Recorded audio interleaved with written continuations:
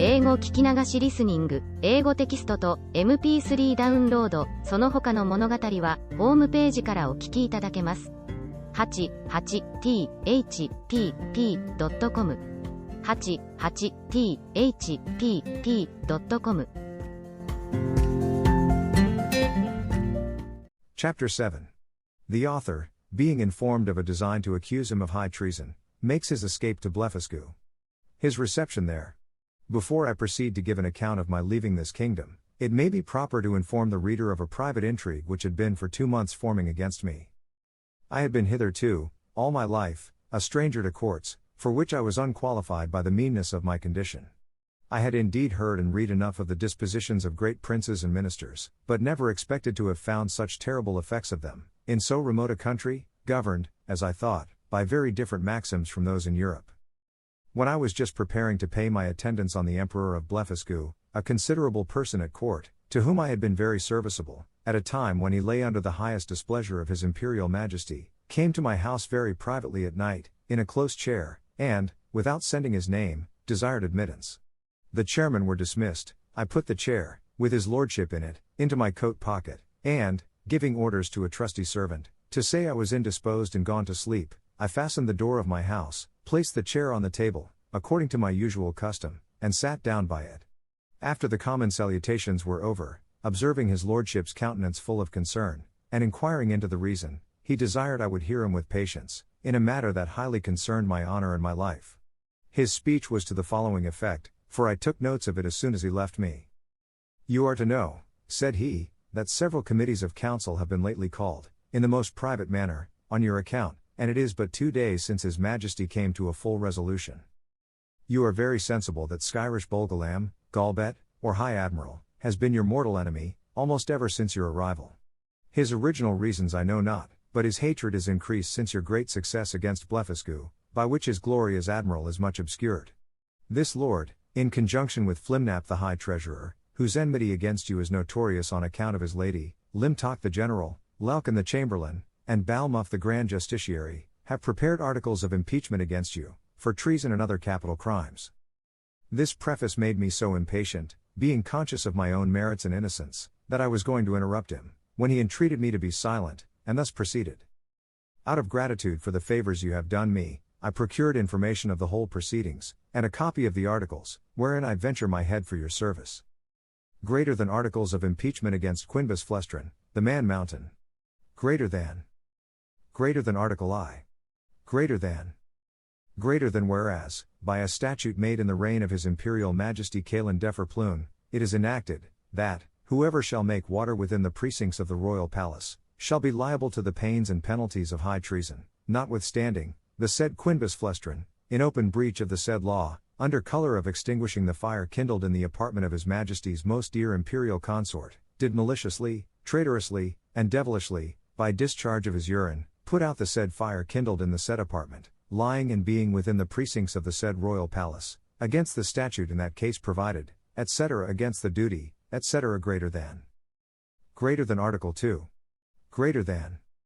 that the said Quinbus Flestrin, having brought the imperial fleet of Blefuscu into the royal port, and being afterwards commanded by His Imperial Majesty to seize all the other ships of the said Empire of Blefuscu, and reduce that empire to a province, to be governed by a viceroy from hence, and to destroy and put to death, not only all the Big Endian exiles, but likewise all the people of that empire who would not immediately forsake the Big Endian heresy, he, the said Flestrin, like a false traitor against His most auspicious, serene, Imperial Majesty, did petition to be excused from the said service, upon pretense of unwillingness to force the consciences, or destroy the liberties and lives of an innocent people.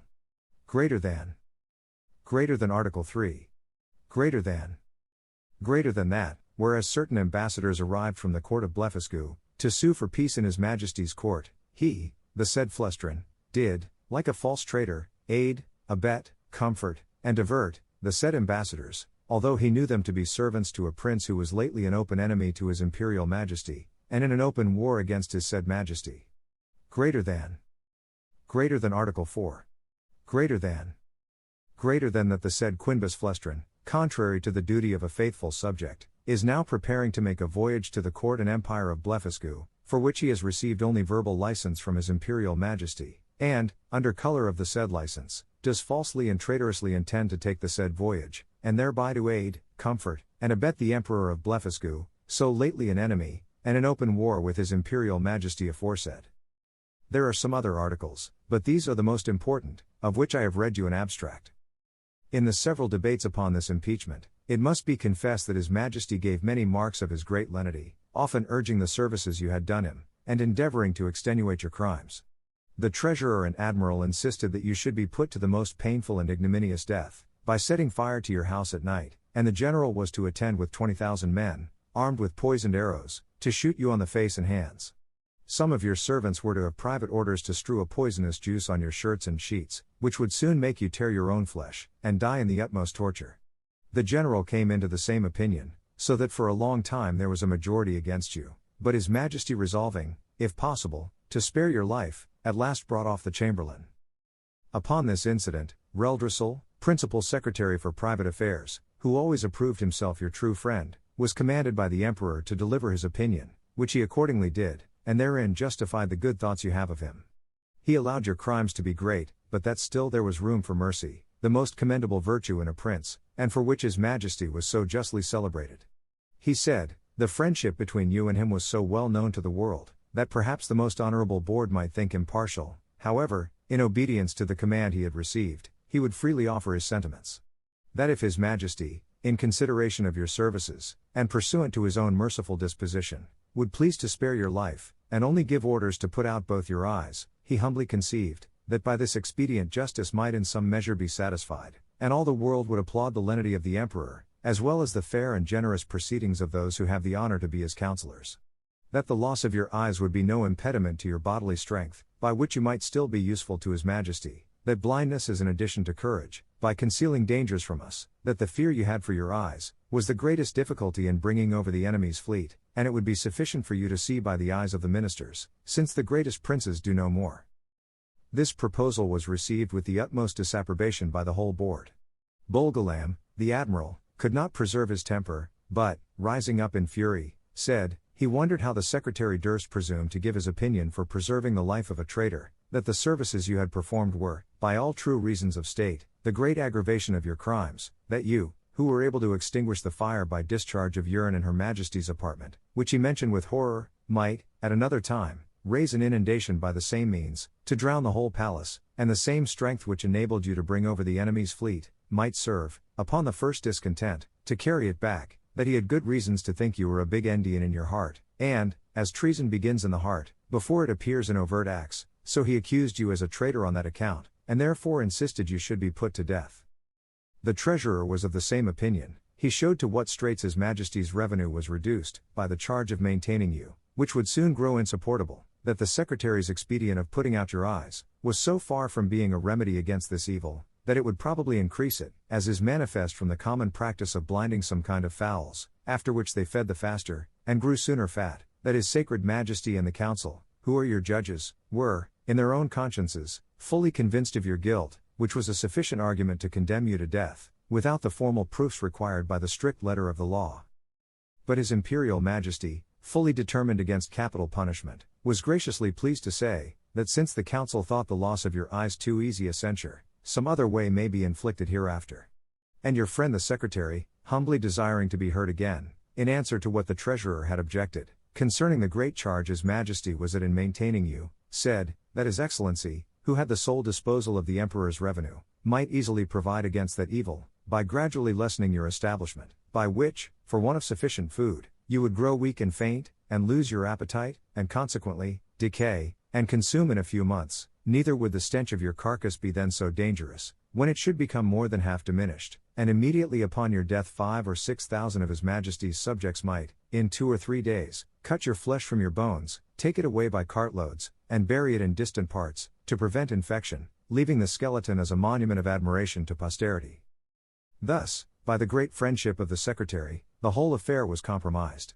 It was strictly enjoined, that the project of starving you by degrees should be kept a secret, but the sentence of putting out your eyes was entered on the books, none dissenting, except Bolgolam the Admiral, who, being a creature of the Empress, was perpetually instigated by Her Majesty to insist upon your death, she having borne perpetual malice against you, on account of that infamous and illegal method you took to extinguish the fire in her apartment. In 3 days your friend the secretary will be directed to come to your house, and read before you the articles of impeachment, and then to signify the great lenity in favor of his majesty and council, whereby you are only condemned to the loss of your eyes, which his majesty does not question you will gratefully and humbly submit to, and 20 of his majesty's surgeons will attend, in order to see the operation well performed, by discharging very sharp-pointed arrows into the balls of your eyes, as you lie on the ground. I leave to your prudence what measures you will take, and to avoid suspicion, I must immediately return in as private a manner as I came. His lordship did so, and I remained alone, under many doubts and perplexities of mind. It was a custom introduced by this prince and his ministry, very different, as I have been assured, from the practice of former times, that after the court had decreed any cruel execution, either to gratify the monarch's resentment, or the malice of a favorite, the emperor always made a speech to his whole council, expressing his great lenity and tenderness, as qualities known and confessed by all the world. This speech was immediately published throughout the kingdom, nor did anything terrify the people so much as those encomiums on his majesty's mercy, because it was observed, that the more these praises were enlarged and insisted on, the more inhuman was the punishment, and the sufferer more innocent. Yet, as to myself, I must confess, having never been designed for a courtier, either by my birth or education, I was so ill a judge of things, that I could not discover the lenity in favor of this sentence, but conceived it, perhaps erroneously, rather to be rigorous than gentle. I sometimes thought of standing my trial, for, although I could not deny the facts alleged in the several articles, yet I hoped they would admit of some extenuation. But having in my life perused many state trials, which I ever observed to terminate as the judges thought fit to direct, I durst not rely on so dangerous a decision, in so critical a juncture, and against such powerful enemies. Once I was strongly bent upon resistance, for, while I had liberty the whole strength of that empire could hardly subdue me, and I might easily with stones pelt the metropolis to pieces, but I soon rejected that project with horror, by remembering the oath I had made to the emperor, the favors I received from him, and the high title of Nardots he conferred upon me. Neither had I so soon learned the gratitude of courtiers, to persuade myself, that his majesty's present severities acquitted me of all past obligations. At last, I fixed upon a resolution, for which it is probable I may incur some censure, and not unjustly, for I confess I owe the preserving of my eyes, and consequently my liberty, to my own great rashness and want of experience, because, if I had then known the nature of princes and ministers, which I have since observed in many other courts, and their methods of treating criminals less obnoxious than myself, I should, with great alacrity and readiness, have submitted to so easy a punishment. But hurried on by the precipitancy of youth, and having his imperial majesty's license to pay my attendance upon the emperor of Blefuscu, I took this opportunity, before the 3 days were elapsed, to send a letter to my friend the secretary, signifying my resolution of setting out that morning for Blefuscu, pursuant to the leave I had got, and, without waiting for an answer, I went to that side of the island where our fleet lay. I seized a large man of war, tied a cable to the prow, and, lifting up the anchors, I stripped myself, put my clothes, together with my coverlet, which I carried under my arm, into the vessel, and, drawing it after me, between wading and swimming arrived at the royal port of Blefuscu, where the people had long expected me. They lent me 2 guides to direct me to the capital city, which is of the same name. I held them in my hands, till I came within 200 yards of the gate, and desired them to signify my arrival to one of the secretaries, and let him know, I there waited his majesty's command. I had an answer in about an hour, that his majesty, attended by the royal family, and great officers of the court, was coming out to receive me. I advanced 100 yards.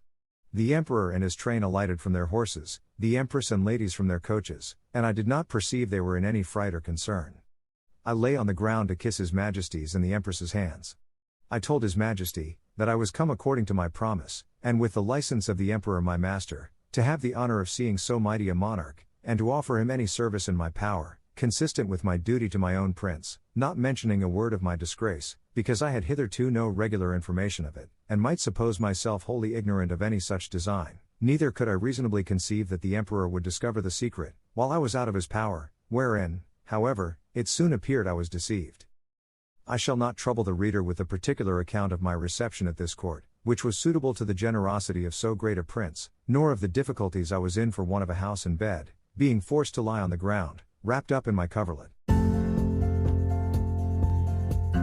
英語聞き流しリスニング、英語テキストと MP3 ダウンロード、その他の物語は、ホームページからお聞きいただけます。88thpp.com 88thpp.com